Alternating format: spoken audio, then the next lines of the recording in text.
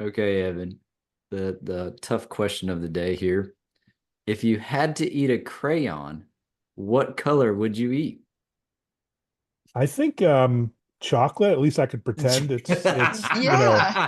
chocolate, and my brain might convince me it's not wax or something. So where do you guys come up with these questions? How drunk were you when you were coming up with these questions? That's what I want to know.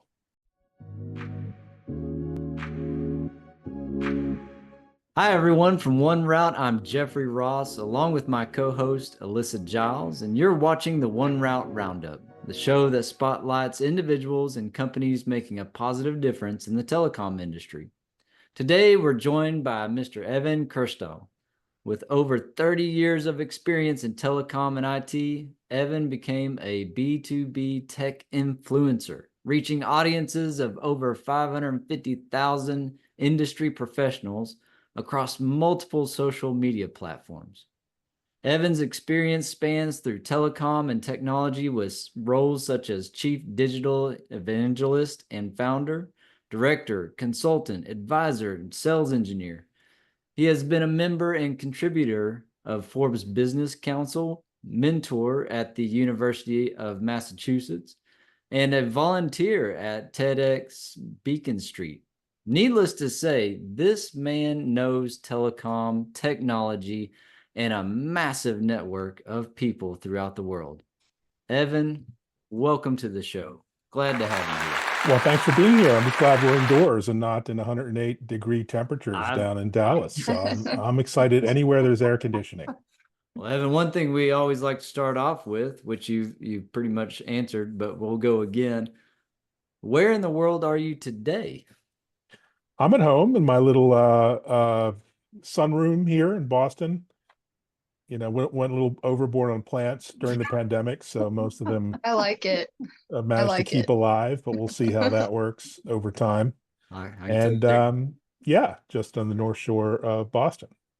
well, the plants are definitely Nice. going to survive indoors down in Texas much better than they're surviving outdoors. Yeah, Yeah. something that we always love to hear about from our guests is their journey and kind of how they got where they are today.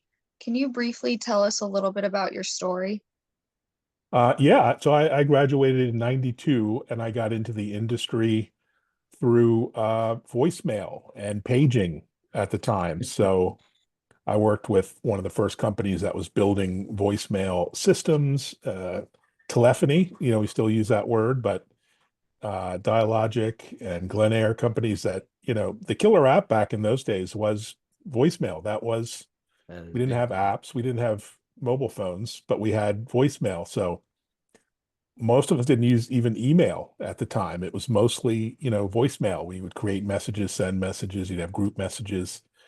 You dealing with clients, you'd leave and receive messages. So, the voicemail industry was a big deal back in the day, and I got into that, and then I got into paging on the infrastructure side. I was with a company that sold the paging network infrastructure. You still had base stations and switches and towers, but it was all about messaging.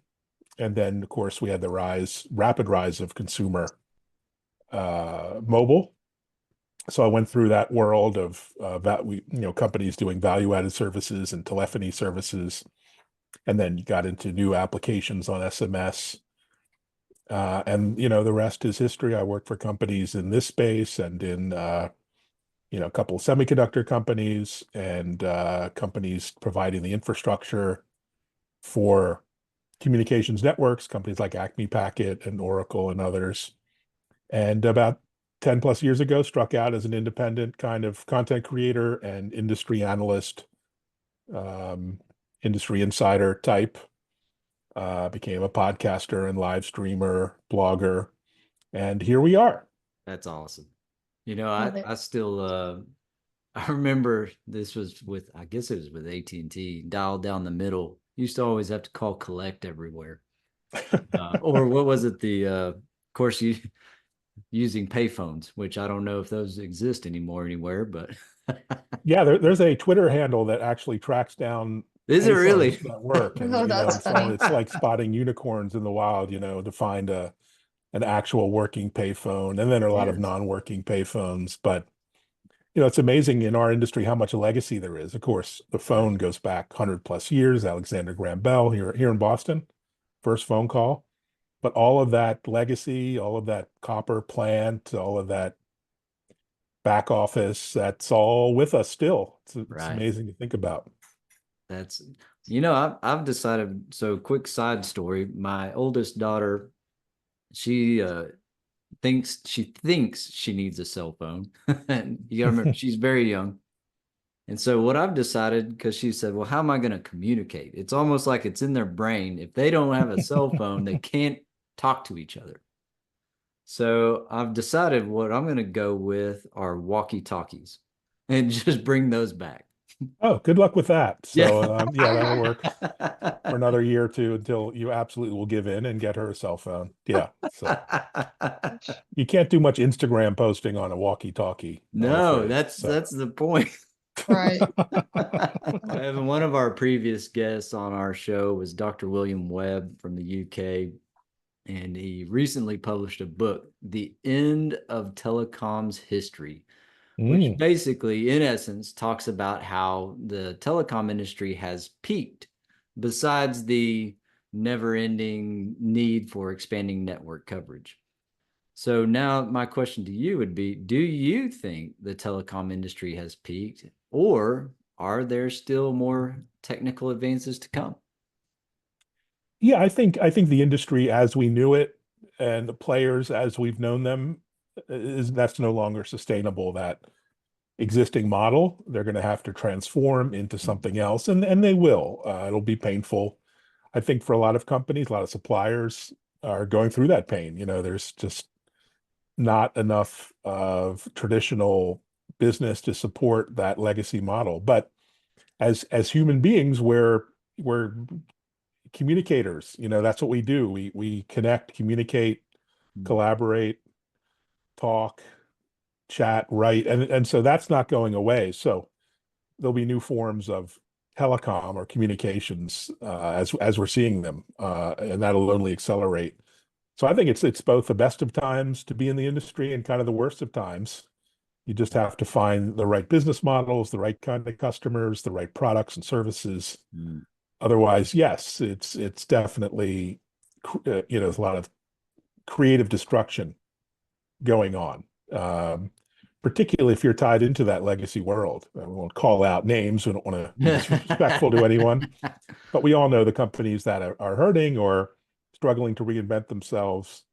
But in the meantime, with AI, Gen AI, I mean, there's new. I've had hundreds of telecom startups on my show. They're smaller, leaner, fitter than the old school companies, but they're just even more innovative, and this industry is alive and well for sure. That's well said. I like it. And I'm on team Evan. The telecom has not died. We have not peaked. Right. Well, even this, what we're doing now, live streaming, online recording. You've had a 1 million-person Zoom call the other day. I mean, these are amazing advancements, and so the future is bright. It's just how do you what's the business model behind it? That's the hard part. There And you the go. technology is leading the way right now. Well, yeah, well said. Kind of going off of that, we see that there seems to be a race for networks to upgrade to 6G. Can you share with our audience your thoughts on the benefits versus the detriments to 6G and the focus on getting it pushed out? Well, I think it's wishful thinking that we'll have 6G anytime soon. I mean, there's a lot of marketing hype around it, but it's just not there in terms of the standards, the silicon, the devices, the soft. We're just not as an industry there yet. And there are, state actors like China and others who are pushing this idea that 6G is around the corner. It's just not. It took us, 2 decades to get 5G out. I think 5G is a great success story, actually. It was overhyped, overmarketed too soon before, it was really ready for prime time. And the same thing is happening with 6G. It's just a lot of hype and enthusiasm, but we just have an insatiable demand for wireless technology, whether it's for communications or for, patient monitoring or for factory manufacturing environments. There's just a huge demand. And that's not going to let up. That's only going to accelerate as we put wireless into and inside of almost everything with the Internet of Things. So I think 6G is exciting. It's just, take a 10-year perspective. So let's have this call 10 years from today, and then we Yeah. can look back and talk about 6G, which then it'll be in all our cars. It'll be in our tires, sensors. It'll be connected to our fridge. I mean, a lot of the vision for 5G is kind of what kind of 6G will enable. You just can't put sensors in everything everywhere with 5G. It's just not, the economics aren't there. Whereas, something new like 6G, which will incorporate, satellite communications, which have come in our space. It's really exciting. But, again, no one's patient enough. You got to look at the long arc of, okay, these things, new standards, new technologies take a decade to really come on stream in full and mass. I was about to say, I think we've been hearing 2G, 3G will be sunsetted for about the last 20 years, maybe, but and I know and people are up in arms. A lot of people still rely on that for different applications. absolutely. A lot of people rely on our phone services, our copper, twisted pairs. There's a funny article, not so funny, but a lot of people are going to get stuck in elevators when the copper network is taken out of service. A lot of, old phones, those phones in elevators are all old POTS, lines. That's a So good when you get point. stuck in an elevator, you need to call someone. That's, you're in a building somewhere in a basement, whatever. That's all over old phone networks, phone lines. And in the Yeah. UK, for example, they're decommissioning all of that, literally taking the copper away. It's worth quite a lot, quite valuable. And people are worried about things like that. So yeah, it's these things take decades to the implications to kind of unfold. All right. Evan, you have the opportunity to speak with so many different people, multitudes of people from around the world in the tech space, in the telecom space. So, with all of this talk and stuff on the horizon, what are some of the things? What are some of the innovations that you've heard about? And not necessarily about telecom, but just innovations on the horizon that excite you the most? Well, I think it's in telecom. We can talk about that. I've had hundreds of tech and business leaders on my show in the voice AI space, the conversational AI space, the whole world of customer experience, customer service, tech support, e-commerce is going to be radically reinvented with AI and Gen AI in a good way. It's going to ease the burden on customer service agents, and it's going to help provide better support, more tailored, more customized, and the days of hanging on hold and terrible IVR systems and not getting answers, I think are coming to an end. You're going to have much more personalized, better service once all of these tools are implemented, and not just because of bots plus humans Right. are going to be able to provide better service and support. So that's happening like, under the hood in so many companies that I speak with. So that's really exciting. And just the whole area of Gen AI, whether it's for creation of bots, whether it's for creation of content, is just super exciting, and it's going to affect our industry. And it's going to streamline every company that's needs to improve their workflows, their efficiency, their operational capabilities. They're now using different apps. Right. I use 6, 7 different apps, AI apps for my little business doing podcasting and live streaming and editing and content creation and posting. It's just amazing. And that's going to just supercharge, I think, the economy. Even big companies that are now saying, look, Walmart came out saying, yeah, Gen AI is with inventory management and operations has been huge for us. They're able to I can only quantify imagine. the investment. So every company is now looking at that, and it's going to, I don't think necessarily eliminate jobs, but it's going to make them so much more smarter, more efficient, which we need. We need a leap in productivity. We haven't had one in quite a while. Evan, thank you so much for your insights into the industry. One thing that I think we can all agree with as we do more of these virtual meetings or even in-person conferences, you meet people along the way. I got to meet you originally on the data movers with Jamie and JSA. So that's a little plug for them. But anyways, but at the end of the day, we really don't get to know who that person really is. So the One Route data scientists have come up with a questionnaire. And by the end of the questionnaire, our audience will know who Evan Kirstel really is. Okay, well, I'll be leaving now because that sounds dangerous. But I'm kidding. I'll answer anything.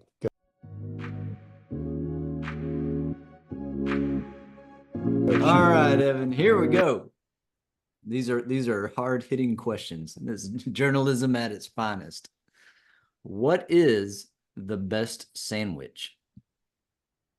Well, it's got to be a deli sandwich, so I'm going with like Katz's Deli, New York City, corned beef on rye with mustard.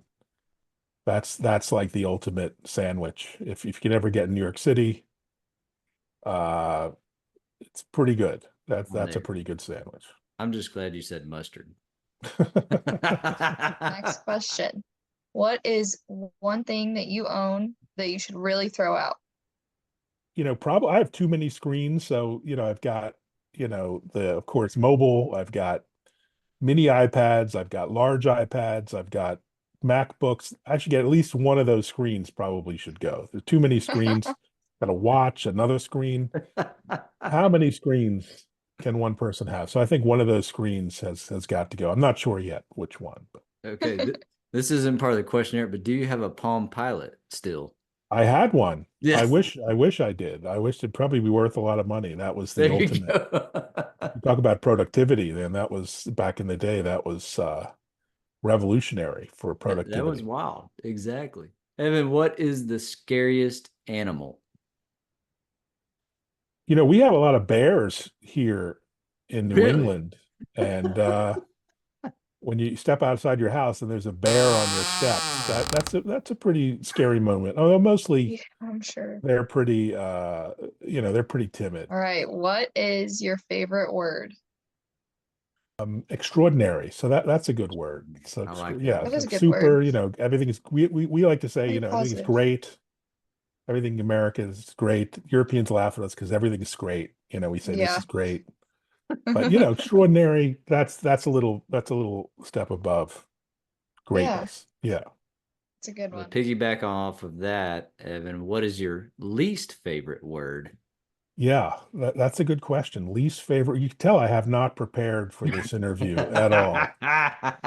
That's what makes it's those data scientists. They really get in. I think it's fine, because like, yeah, how are you? I'm fine. Everything's fine. Life is, fine. People aren't fine. So yeah, let's strike fine. Sometimes doesn't really tell you anything. That's when you know you're in trouble with somebody. How are you doing? I'm fine. Right. Whoa. It doesn't mean anything. No, you're not. You are not good. fine. It's not bad. Okay. Have you ever asked someone for their autograph?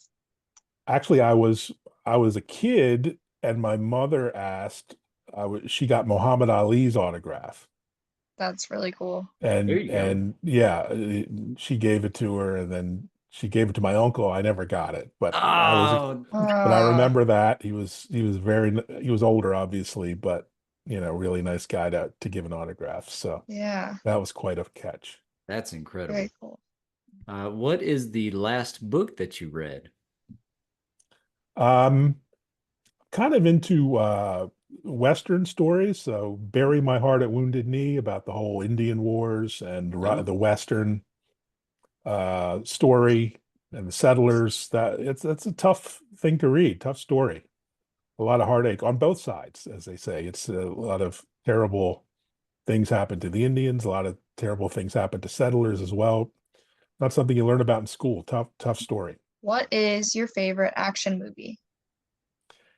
I think, I saw Deadpool, Wolverine. That was pretty good. Was it I good? really enjoyed. I lost interest in Marvel, but this one it's worth seeing. I think it's now the biggest, billion-dollar hit Yeah, for R-rated movie ever. It's now the biggest. It was quite fun to watch. I've heard it's really good. I'm going to have Get to out there, I'm gonna see have to it. catch that one. I do like Yeah. Ryan Reynolds and his Yeah, not necessarily kid friendly. Like it's definitely rated R. So What is your favorite smell?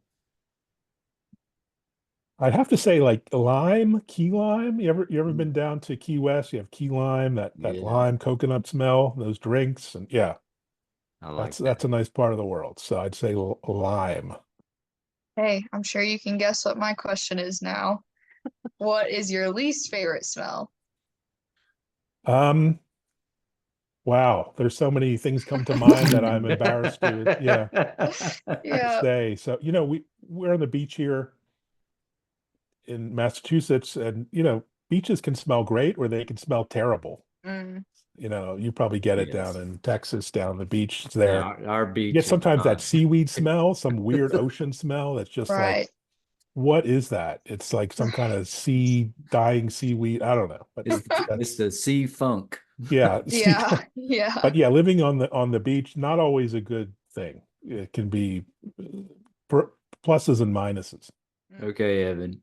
The tough question of the day here. If you had to eat a crayon, what color would you eat? I think chocolate, at least I could pretend it's Yeah. chocolate, and my brain might convince me it's not wax or something. So where do you guys come up with these questions? How drunk were you when you were coming up with these questions? That's what I want to know.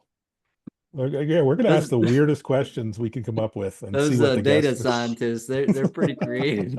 I think Oh, this is goodness. you. I think you were just sitting down after a few beers. So how can we come up with?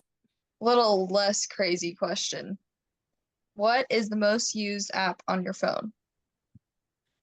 I'd have to say, it's the boring ones, the calendar, the email. Lately, though, it kind of is ChatGPT, like the mobile app. Yeah, It's kind of a be all. It's got search now. It gives you exactly the answers you want. At least the paid version, it doesn't, hallucinate as much. And yeah, I'm really liking it. So can't very wait for the nice. next version to come I like out. it. Okay, you get one song to listen to the rest of your life. What song would you listen to? And it doesn't have to be on repeat 24 hours a day, but you only get one song to listen to. Probably it'd have to be a Beatles song, just something classic, Oh, there you like go. Yesterday or Hey Jude, something like that. You couldn't go through life without hearing the Beatles Listen, again. that era of music is timeless because I Yeah. mean, it just continues on. It Yeah, the just, kids love it. They like that stuff more than a lot of the pop music. So Yeah. everyone's rediscovering it, which is great. What is the weirdest fact you know?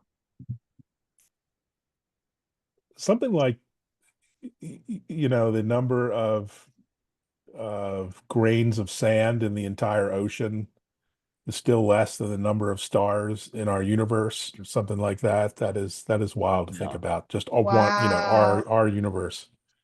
I just hurt Our my Wow. brain. Yeah, so there's No, still more stars in our immediate that universe that'll than really mess with your mind for a little bit, but yeah, Yeah. that's puts right. things into perspective. I Uh, like that one. yeah, that's a really Don't good smoke fact. anything and talk about that because that'll Yeah. really Okay, and last question. Describe the rest of your life in 5 words. keep calm and carry on. Well, that was what it's like you had that one right off the cuff. Yeah. That's one of my favorite sayings, this I like crazy it. age, Uh, crazy election coming up. Everyone's overexcited, overstimulated. Just be calm, be good. Everything will be fine. well That's another one. said. Everything will be fine. Everything will be Yeah. fine. Yeah, I like it. It's You good too. rattle them off. Evan, you are now a known man. So thank you for participating.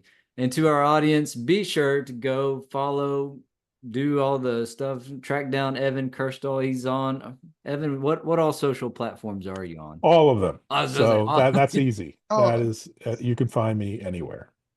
So yeah, go. Even TikTok. Yeah, I'm on TikTok. Okay, now we have to not check not that. very good at it, but I'm there. So to our audience, as Evan said, he's on all the social media platforms. Go check him out. Go follow him. He's got a wealth of insight and amazing guests. Great podcast, great interviews. Highly recommend it. Thanks, guys. Once again, everybody, thank you so much for joining us. Be sure to do all that Instaface, tweet, chat, X, all that stuff with One Route. Follow us and check out other episodes of the One Route Roundup and the Country Spotlight, where you can do some learning on some countries around the world. Once again, thank you everybody for joining us. Evan, thank you. And until the next go round, we'll catch you later. Cheers. Thanks, guys.